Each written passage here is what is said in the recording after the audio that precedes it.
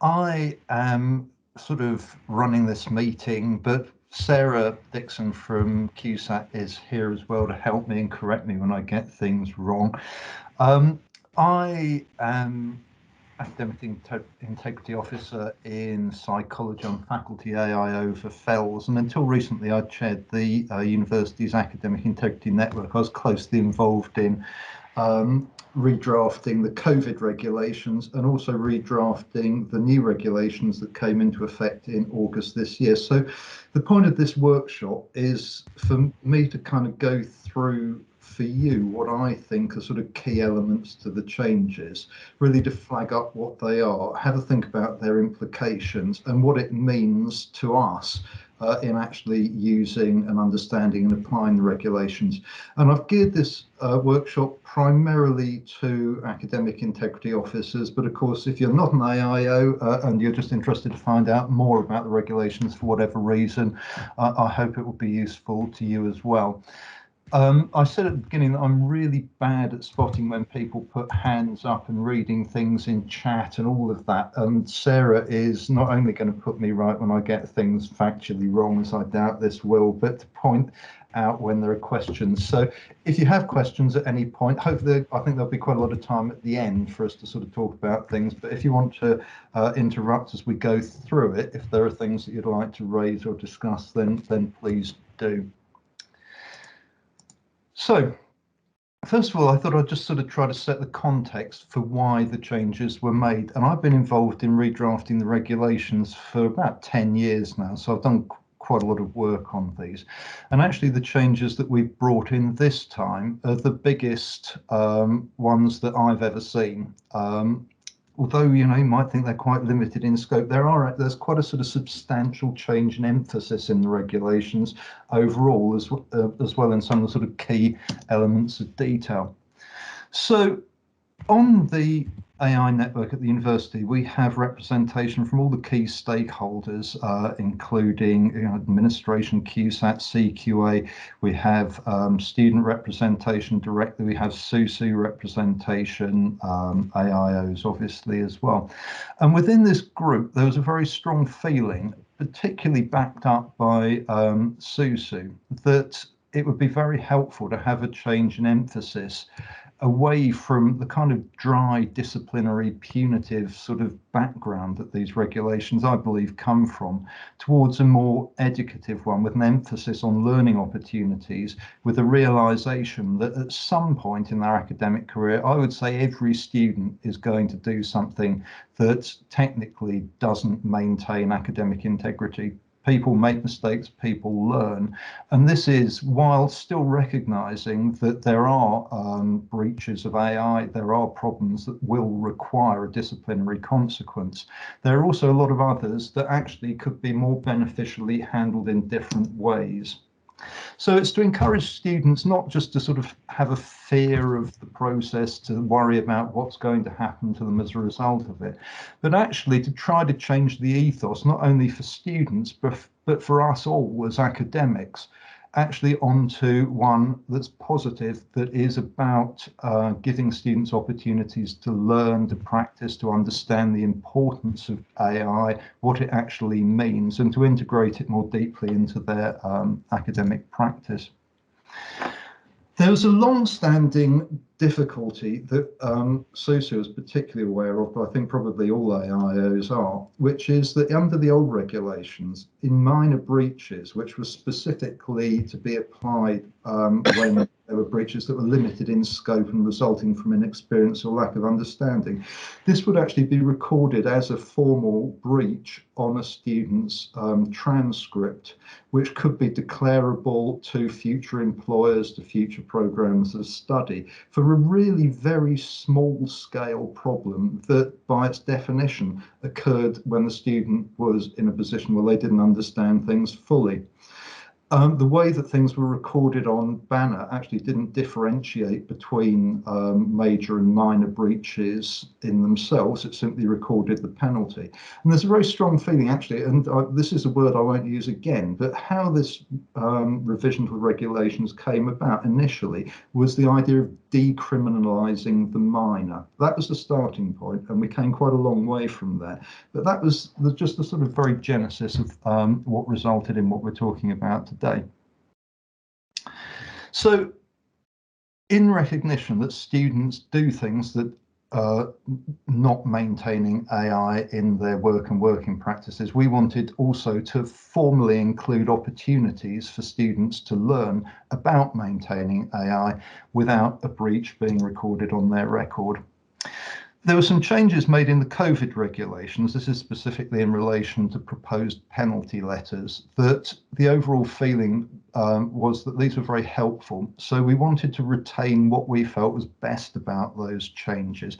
Obviously monitoring how they go now, we're getting a little bit back more towards normal, but actually to keep them in the current regulations. And another thing that was very well received by the CQA teams particularly was to try to tighten up the timeline, because students find the whole process stressful.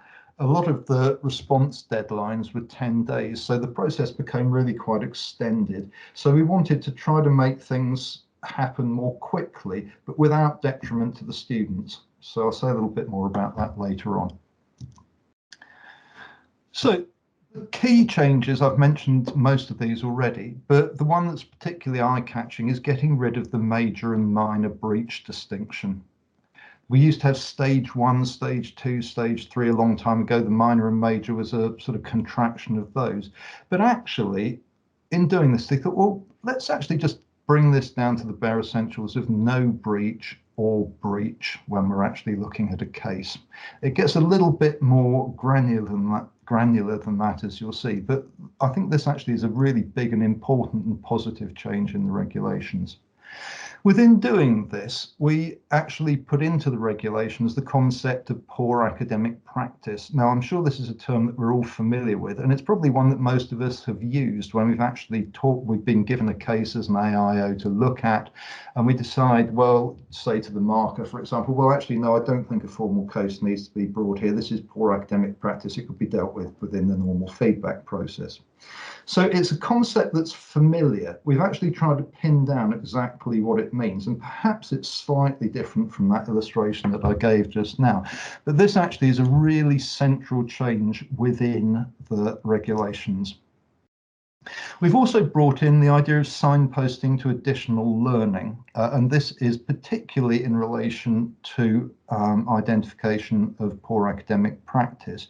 But this is a bringing together and an enhancement of existing learning resources, bringing in new ones as well. So we've actually got a really good suite of learning opportunities to which students who require more help and support in understanding and maintaining AI can be directed. And as I said, we've also revised the timescales to tighten them up. Now, I'd like to draw your attention to a key paragraph in the regulations, and a lot of time was spent on this because it actually really captures the essence of getting rid of the major-minor distinction and of bringing in the concept of poor academic practice as an illustration of a student who's not maintaining AI, but is not maintaining it in a way that doesn't require formal disciplinary action, i.e. description of their actions as a breach. So I'd really encourage you to have a read of this one, because it's a sort of pivotal paragraph in the regulations. And you can probably recognise there's a familiarity with the phrasing that used to be used in the description of minor breaches. But the difference is that this is getting away from minor major and actually saying, well, students can have problems in their work and working practices, but not always do those need to be dealt with as formal disciplinary matters or breaches of AI. So this talk is very much to be given in conjunction with reading the regulations yourself, so I'm sure you have, but I hope it's a useful way into them if you want to get a little more familiarity. So just to say that not everything has changed in the regulations, an awful lot of them, the content stays the same, particularly the definitions of breaches remain the same. Now, under the previous regulations, the only penalty that could be given within a minor case was a written warning. And I think a lot of us will have had experience where we've had to actually bring an AI meeting in relation to a really tiny breach because a written warning wouldn't be sufficient. But actually, we've kind of had a feeling that it would have been nice just to give some marks related penalty without having to use a sledgehammer to crack a nut. What we've done here is that the definitions of breaches remain the same, but actually the major minor distinction is gone. So simply you can award any penalty with the given sort of requirements about the severe ones, requiring to go to panel, etc. But you can do those within any kind of case for a suspected breach. And the penalties that are available, the menu remains the same. And just to say also that the basics of the process remain unchanged as well. And this is something I've got a few sort of thoughts, final thoughts on my final slide here. And the final one of those is actually thinking about how we process within our schools and faculties, how we deal with the interaction between the academic feedback process and the AI process. So just to say that everything pretty much remains the same, except that we've brought this timescale down. But it's well worth noting that we were very keen, and Susu was particularly keen about this, that this didn't cause detriment to the student. So the student is always given the option to request an additional 5 days to respond, and that request will always be allowed. So it simply means by default things are tightened up, but if they feel they want longer, for whatever reason, they can request it and it will be approved. So this is a sort of snapshot of how things typically work. As an AIO will be alerted to a suspected breach, maybe they find it themselves, but typically it will come from a marker or a module lead or someone involved in the academic feedback process. The AIO will investigate that breach. Now, this doesn't mean having an AI meeting. It simply means that the AIO, on the basis of the information available, is taking a view as to what should happen next. And what should happen next will be one of 3 outcomes. So the first of these is simply saying there's no problem, basically. There is nothing that requires action beyond what will happen in the normal academic feedback process. That's it, end of case. The second of these, and this is the new one, is that to signpost the student towards additional learning. So this is not a breach. This is a no breach scenario. It's not recorded on the student's transcript. The fact that they have been signposted to additional learning will be recorded on their student record, but that's for internal use only. The third option is that if there is a breach, 1 or more penalties will be applied. Now, this is simply the description of the options available. The process is more granular than that, and I'll say a little bit more about particularly what this third option means, and it'll have a very strong feeling of familiarity with what we're used to within the previous regulations. So looking at these outcomes in a little more detail, the first of the no breach outcomes is, as I said, no further action. So that's it. Nothing, there's no problem that needs anything beyond, perhaps, the AIO might suggest to the marker that in the feedback that's given, additional guidance, perhaps on citation or indication and not overusing direct quotation is given, something like that. But that's the end of the matter. There's nothing further beyond the normal academic feedback process. So the AIO has looked at it, decided nothing more doing, and kicks it straight back to the marker. Second no breach option is one we've mentioned several times already, which is signposting to additional learning. So this is where the AIO takes a view that there is evidence of poor academic practice. You can kind of perhaps think of this roughly, if you're just sort of trying to get your head around it, as being similar to the sort of interface between poor academic practice and a minor case under the old regulations. But this is where there are problems, but the AIO is of a view that these result from the student's inexperience, lack of understanding, and the effect on the work in question is limited. So what this means in practice, the student won't meet with the AIO. Just to note that this can apply at any level. Typically, it's probably going to apply earlier in a student's career than later. So I would imagine most of these would happen in, sort of first year undergrad, but it doesn't have to be limited to this. Also, it's worth noting that we've allowed flexibility within the regulations for this outcome to be applied to an individual student more than once. So it doesn't mean if they've had it once that it has to go to a formal case if a potential problem is identified next time. If the AIO feels it's appropriate, it can be applied again. So, sorry, this is, I was working on this at the last minute. That shouldn't be there. That should apply to the proposed penalty letter. So just ignore that third point. Apologies for that. And just to say that, again, the additional learning outcomes recorded on the record, so we know that the student's been told it, and the AIO can take that into account if a future suspected problem arises, but it doesn't appear on the student's transcript. And we do not chase the student up on this. We tell them, we advise them where to go, what to do, that they need to do it, but we don't actually have any record of whether they have or whether they have not accessed these learning opportunities. So those are the two no breach outcomes. These are what will happen if a suspected breach is identified. And apologies that I included that bullet point in the previous slide. It shouldn't have been there. So the thing we've kept from the COVID regulations is the option to send a proposed penalty letter.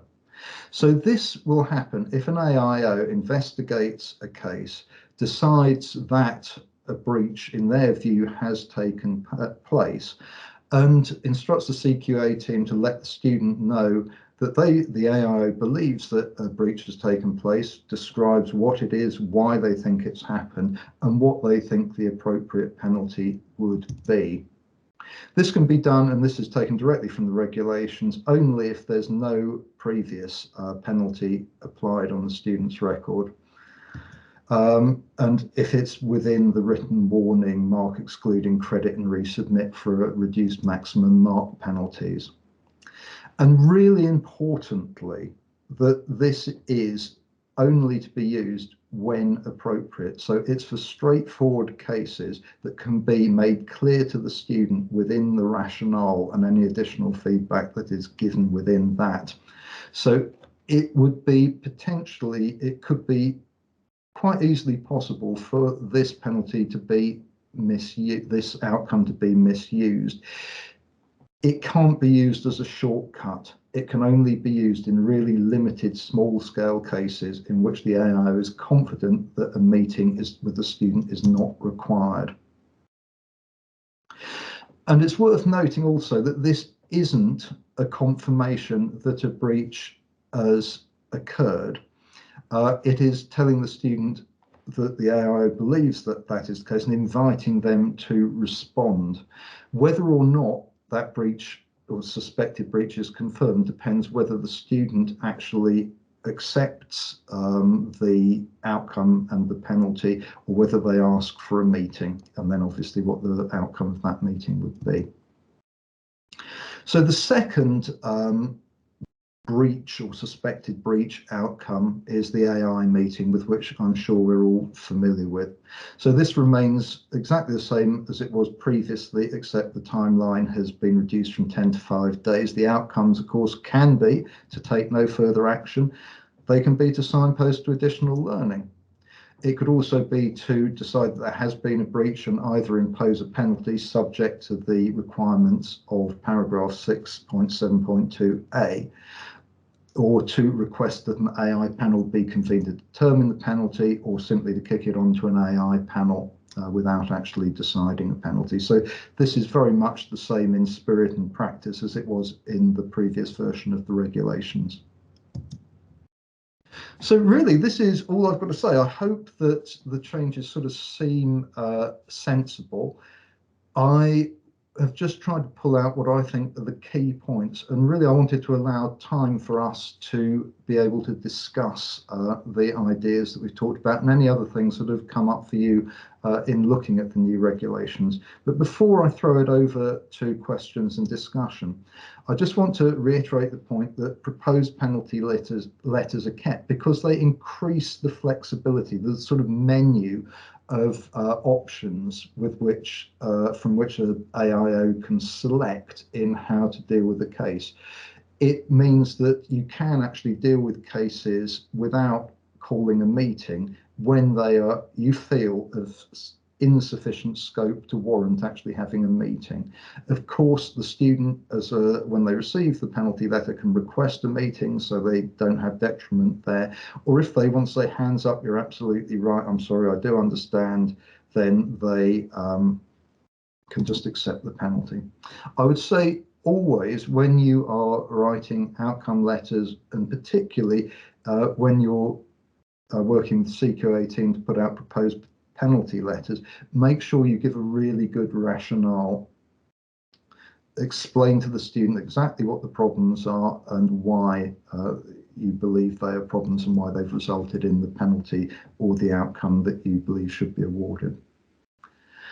Remember that although we've reduced the default timeline deadlines, they can always be requested by the student to be extended back to 10 days, so there's no detriment there. And the final thing that I sort of wanted, I mentioned at the beginning for us to have a think about, is how the interaction between typically markers and AIOs, or the normal academic feedback process and the AI process, work in your school faculty. Social sciences, FELS, have brought in policies that were approved at their education committees, actually specifying what should happen first. But it'd be really interesting if you felt like in sort of sharing how you go about things. Does marking stop, for example? Does the academic feedback process stop when a marker feels there is a suspected problem? Or do they carry on giving feedback to the student and coming up with a mark and then hand it over? The variety of approaches of which I'm aware. It'd be really interesting to have a think about that. So that is everything that I wanted to say. I hope that it was useful, but I will de-share my screen now, and yeah, it would be really good to hear from you all.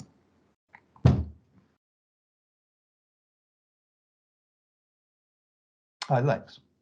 Yeah, I just started the discussion in the chat and there were a couple of responses, so maybe I should throw it in to you as well. If we have a student who has poor academic practice, so we say, okay, no breach, we point that student to the additional learning. 3 weeks later, same student, again, poor academic practice, and again, and again, and again. Does that at some point amount to a breach because we've given that student ample opportunity and the student still doesn't get it? This, yeah, it's a good point. This is up to the AIO to take a view on. So you're talking about they'll have had one case brought to them of a suspected breach, and their view as to the most appropriate outcome was that there's no breach, but the student should be signposted to additional learning. However long later, a separate case is brought for the same student, probably in a different assignment, and the AI has to take a view as to what the most appropriate outcome is. Now, the full menu is available, so the AIO could say, well, actually, there's no problem, that's it. They could say, well, yes, there is poor academic practice, believe it should be signposted to additional learning. I know they've had it before, but I still think that's the most appropriate thing, because maybe it's a really limited, problem again. Or they could take it down the proposed penalty or the AI meeting route. So in theory, yes, the AIO could keep on giving the additional learning, no breach outcome if they wanted to. But this is very much for the AIO to decide. My feeling is personally probably 1 or 2 maximum, because, you know, when we, in the same way that when a case comes to us, we have the option to look back over all the students' previous submissions if we feel it's relevant. Often we don't. But under certain circumstances we do. So I would expect that an AIO would look at the history of that student, and that's why we record it on the student's record that there has been that signposting, and make a decision as to the most appropriate outcome on that basis. Yeah, Sarah. so basically the AI officer has that, can put that judgment in as to whether to give another PAP or to escalate it up. Absolutely. You know, as always, most of this hinges on the AIO taking a view on things and investigating carefully and deciding what they believe is the most appropriate outcome. So what we've tried to do is to keep as much flexibility as possible available in doing that for the AIOs, but obviously we still expect AIOs to use good judgment in deciding what they think the most appropriate way forward is. That's what I was hoping you would say, but just wanted to double check. Yeah, that's exactly it. That's Sarah, you've got your hand up.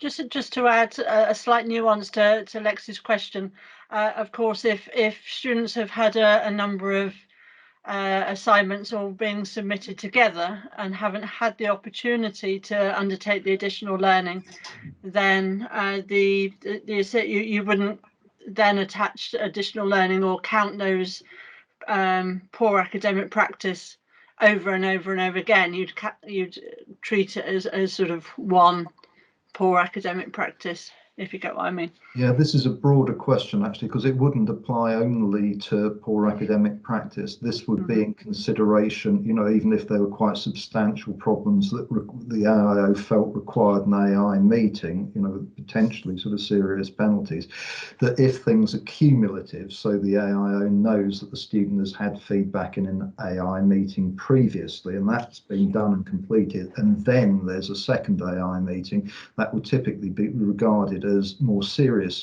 than if you've had 2 or 3 potential problems come in, but it's been so close together that the student hasn't had the opportunity of having that meeting and feedback. So that would typically be treated more leniently. It's the same principle, I'd argue. Thank you. Claire. Hi, Tom. Thank you for that. Welcome. I've got a quick question about 5.21, where you decide there's no breach and it goes back to the marker. Does that need administered in any way? Do we need to take a record of those no breach decisions? I guess at the minute I don't. I would just look at it and say, no, it's not a minor, it's not a major, you're fine. But as part of this, do we need to document it, or? It depends in a way on the nature of the administrative process in particular schools and faculties. Now, how things are typically set up in my experience is that a marker or whoever becomes aware of a suspected breach will notify the AIO directly. I'm also aware that in some places the person who becomes aware will notify the CQA team, who will then pass it on to the AIO to take a view. Now, my feeling is that just from streamlining point of view, it makes more sense for markers to come to AIOs directly. And if that's the case, and the AIO looks at a suspected problem and says, right, no further action, nothing more needs doing, that is the end of the matter, nothing more is recorded, because there is no problem to record. That is the AIO's decision. If, however, you have a model in your school or faculty where the marker goes to the CQA, who goes to the AIO, I would say to close the loop, then the AIO ought to let the CQA team know. But even then, you know, that will still just be the end of the matter. Really, this is a question of administrative process. So in terms of streamlining, I would argue that markers should go to AIOs. And if it is that outcome that's decided, then that's simply the end of the matter, because there's nothing to record. That's the AIO's view. There's no problem. Okay.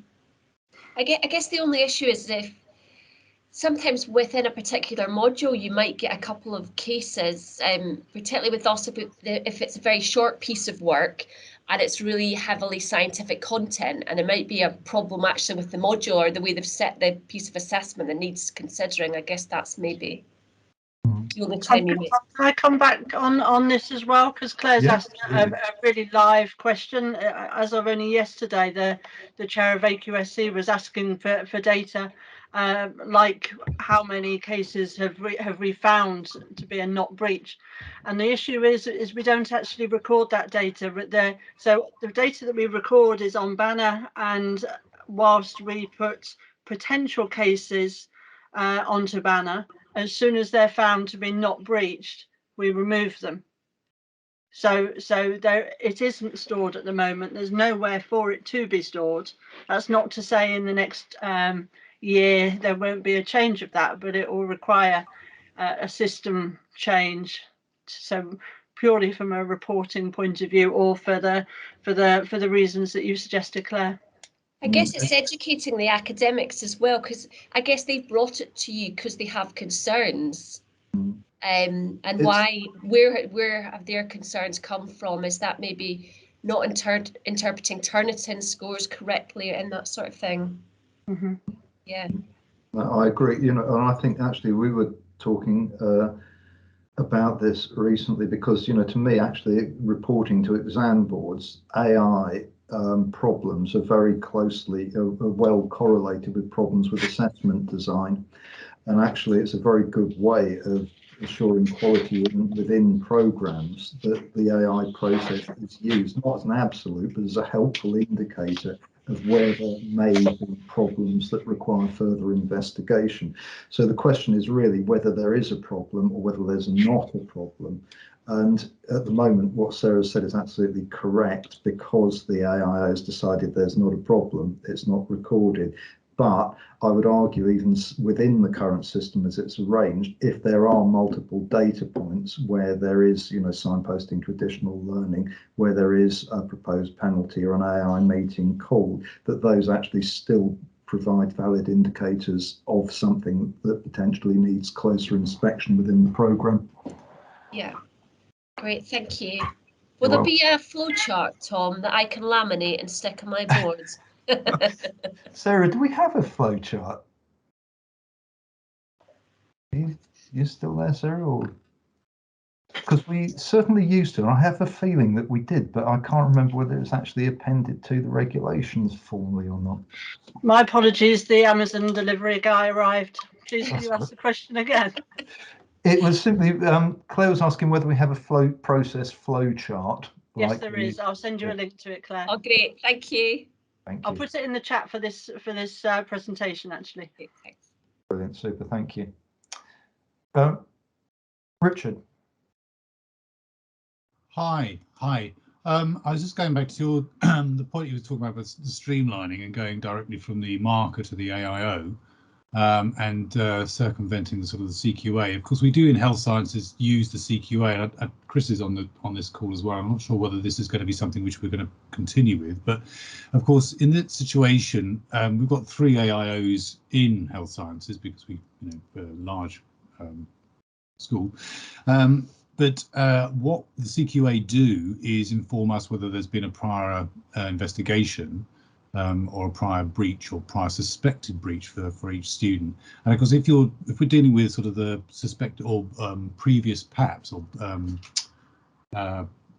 poor academic practice, if academics are going directly to AIOs, they may be approaching a different AIO, and of course there is that other issue about sort of volume of work and that sort of thing for those. But if somebody approached me and said that this student's got they may have previous poor academic practice that I'm not aware of, so there is that kind of issue that we'd need to kind of iron out about that streamlining process, and whether or not the markers should sort of mark up until the point when they are suspecting a breach and then stop and then pass it to the academic AIO. Can I address that, Richard? Because I'll address the latter point, which is in FELS. There is actually an agreed policy now in relation to the stopping doing the awarding a mark and stopping writing the feedback, and the marking process actually stops and it's handed over to the AIO.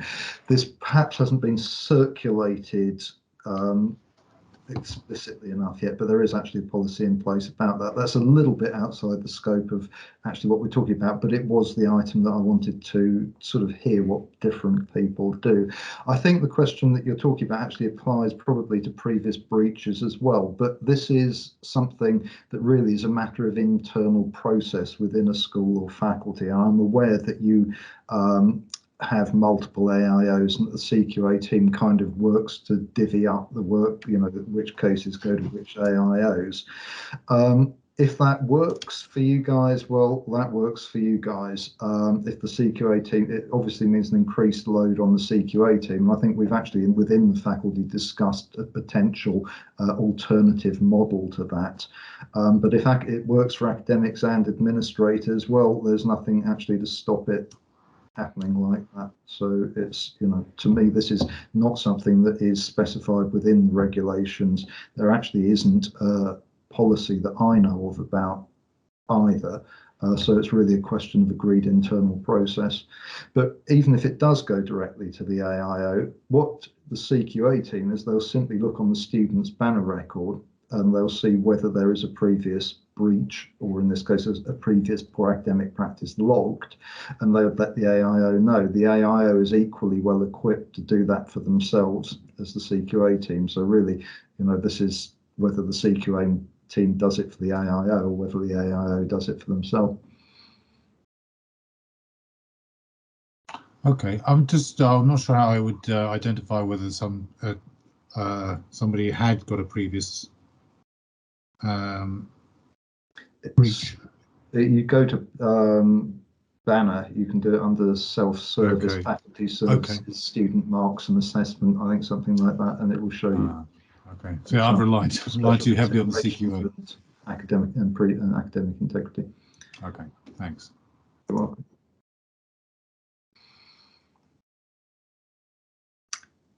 Does anyone have any other thoughts or questions?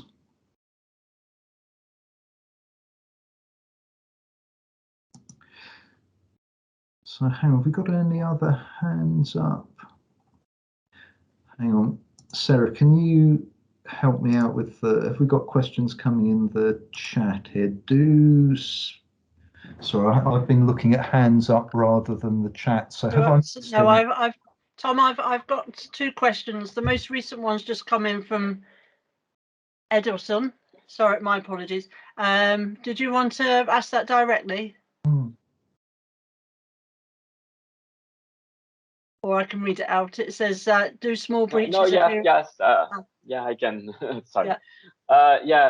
Small breaches. I've been asked by a student what had got that letter. Yeah, if this breach will appear somewhere in their academic life for the future. Like if it's an MSc, does it appear in the records, in the certificates, or what? Okay, well, let's take the word small out of it and just stick with breaches, because if there is a breach that is confirmed, yes, it will appear on the student's transcript. Now, usually students sort of ask about this because they're concerned if they're going for a job interview or they're applying for a further course of study, whether this will show up. Now, you know, in the same, we've all written references for students, and I think we're all aware that, you know, if one's going to sort of say negative, you know, you've got to be careful how you write references. I say in all the hundreds of references that I've written for students, I've never actually mentioned that there's been a disciplinary breach. But if I were actually specifically asked in writing that reference whether there has been, I would be duty bound to declare it. So, you know, to me, this is a slightly grey area, but that's certainly how I approached that. In relation to the changes to the regulation, this was very much something that was behind the idea of decriminalising the minor, of getting rid of these trivial little things that actually were recorded as a formal disciplinary problem on the student's transcript. So this is why we've got the poor academic practice within the no breach category. So this is not something that will appear on the transcript. So we've tried to minimise, to remove problems that are small and owing to and result from inexperience or lack of understanding actually being detrimental to the student's future prospects. So breaches will, but the no breaches, the poor academic practice won't. Thank you. Thank you. And earlier on in the session, Mohammed asked a question: can we signpost students to additional learning in addition to imposing a penalty? Mohammed, did you want to come on and re-ask the question?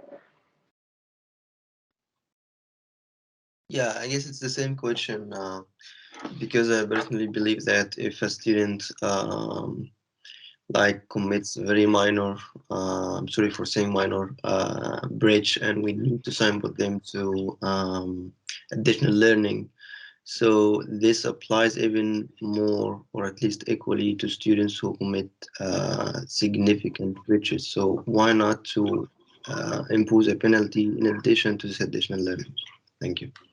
Okay, so these resources that students are signposted to in a no breach context in which a need for additional learning has been identified, these resources are available. So, Sarah, was there actually a formal decision as to whether the students let's get rid of the sort of significant and small scale breaches. I think the question is, if a breach has been formally confirmed and a penalty has been awarded within the regulations for that breach, can the student additionally be pointed towards the available resources? The distinction I'd make is that this wouldn't be within that formal delineation of no breach signpost to additional learning. So it's not within that category within the regulations. Personally, my view is that these resources are available. So if the AIO feels that it's appropriate, yes, the student can be made aware of them if they have actually had a breach formally confirmed. But I can't remember what the decision was made as to on the outcome letters, whether those resources were going, for a breach. They're not actually on there. I think it was the way that the resources have been written. You don't seem to understand this. Try this exercise and read more about something else. Read more about it via this link.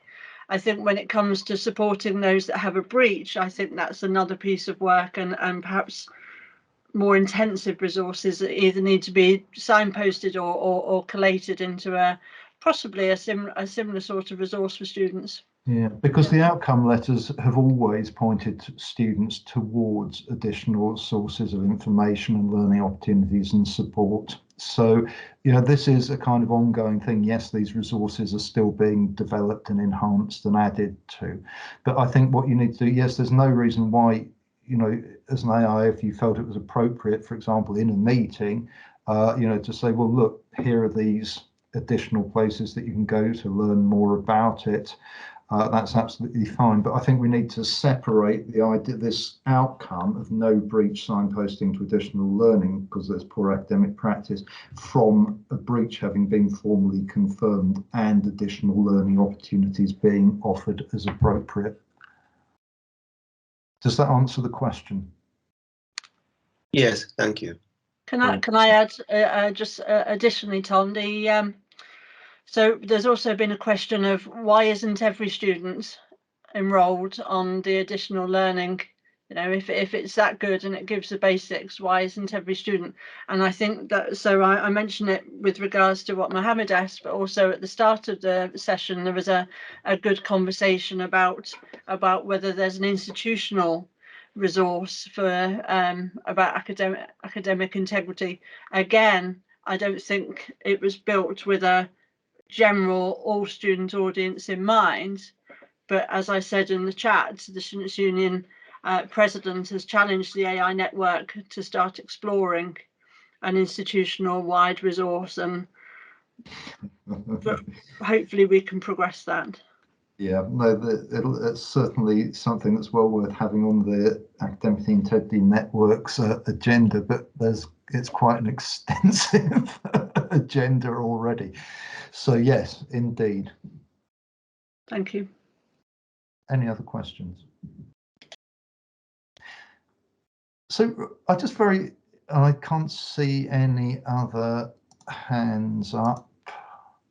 So really, I just want to get back to this final thought, because it's one that I'm kind of interested in, because I've been involved in getting a policy agreed in FELS, and social sciences have very much the same policy, which is whether in the marking process, if a marker thinks there is a potential or suspected breach of AI in the work that they're looking at, do they stop the marking, or do they actually carry on, giving the feedback, writing it, putting a mark into Blackboard or e-assignment or whatever it may be, or do they stop and inform themselves as fully as they can what they think the potential problem is and let the AIO know? So the marking process, the normal academic feedback process, is put on hold until the AI process has been completed. I don't know. To me, the policy we agreed in FELS and also social sciences is that the latter is the case, that at face value, it doesn't make sense to carry on thinking what a mark will be, to keep giving feedback, because actually how the assignment in question is treated can be completely changed by the outcome of an AI case. It may be that assignment is discounted and that students have to resubmit for a reduced maximum mark. There are a whole range of penalties that can actually affect it. So it doesn't seem sort of sensible or efficient to carry on marking when you don't know, when you believe there may be a breach. So yeah, I just wonder who in their schools actually carries on marking and completes the normal academic feedback process, even when they believe there may be a breach in the work that they're marking. Does anyone do that? Claire? I mean, my experience is it depends on the marker and the module. So we submit a lot, our students submit a lot of their work through e-assignments, and then they'll have a Turnitin report that kind of has to be downloaded separately from their actual piece of work. So a lot of people, my experience, will just go in and start marking and not actually focus on the Turnitin. And I think we discussed this previously, if there's a way where they would almost have to do the Turnitin first before going to the marking instead of later. And because sometimes they'll have marked 30 scripts, and then it'll actually be the module lead when they go in and look at the entire marks for the whole module, that they look at these Turnitin scores, which are really high, and then it comes to me. So the work's been done in March, Well, let me give a sort of ad absurdum example of that you have a submission that the Turnitin report indicates clearly is 100% plagiarized. It's copied and pasted from the book chapter. If you don't look at the Turnitin report first, and on that basis as a marker, I would suggest that you would want to refer it to the AIO for review. Suppose the AIO confirmed, yes, this is 100% copied from a book chapter. What is it that you're actually awarding the student a mark for within that academic feedback process? To me, it's a hostage to fortune that risks ridiculing the normal academic feedback process. What are you marking? You're marking someone at, the chapter from a book. So, that's one reason why I would say that it doesn't make sense to do that. So to me, yes, looking at typically the Turnitin report would be the first stage that you would do. So you can actually identify whether you think there are problems that require an AIO to take a view before you do it. Yeah. Thank you. Yongquan? Yes, thanks very much for your presentation. Actually, I think that the change is really that I want previously, because previously when there's a minor breach, we ask the CQA team to inform the students or signpost the students for additional learning, but the CQ says they don't do this. So now we have this, so I think that's very good for students. My question is, based on what you presented, we can check the regulation. And actually, the decision is fully rely on the judgment of the AIO. My question is, you know, that for each individual AIO, they probably have the slight difference in terms of the judgment. Is it possible to provide some typical examples to see what outcome will be from the specific case? For example, I'm dealing with an AI case, and I checked the regulation. Regulation says, for example, lend your work to other students with explicit or with or without explicit direction. So the penalty, so the outcome could be signpost to additional learning, or 5.4.1 written warning, or 5.4.5 gives the 0 mark. So you can see from the signpost to additional learning to give the 0 mark, there's so much big difference. So what I just want to ask, if there's a typical examples, so we can refer to those typical examples to give the consistent outcome, consistent judgment. So this is a question about consistency across AIOs to try things are handled, you know, the same problem is handled in a comparable way between different individuals. Very good question. Something, you know, of which there have been over the years examples of really quite substantial differences occurring in the way that things are sort of assessed and handled. We worked a couple of years ago to try to sort of start addressing this in the quality handbook. And there are sort of illustrative guidance examples with recommended penalties available there. Sarah, I see you've got your hand up. Would you like to add something? Thank you. Yes, I'm just going to put a link in the chat to the AI guidance, because within there it does give a few examples, but I take on board the requests, and I think we can have a look at some more detailed examples as well. Yeah, and I think also that, you know, it depends. Some faculties are unitary, some are made up of different schools. There's a wide variety of how things are done, but the kind of governance structure within AI is that you'll have school AIOs, you'll have faculty AIO who is in charge of all of the AIOs within the faculty, and the faculty AIO will sit on the academic integrity network.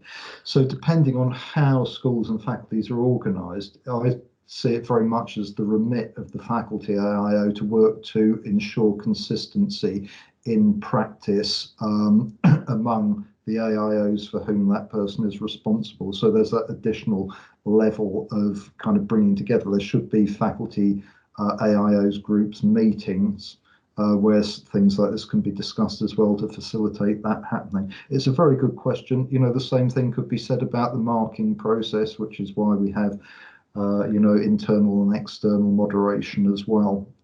Perhaps you could argue that is a more robust process at the moment. Good question.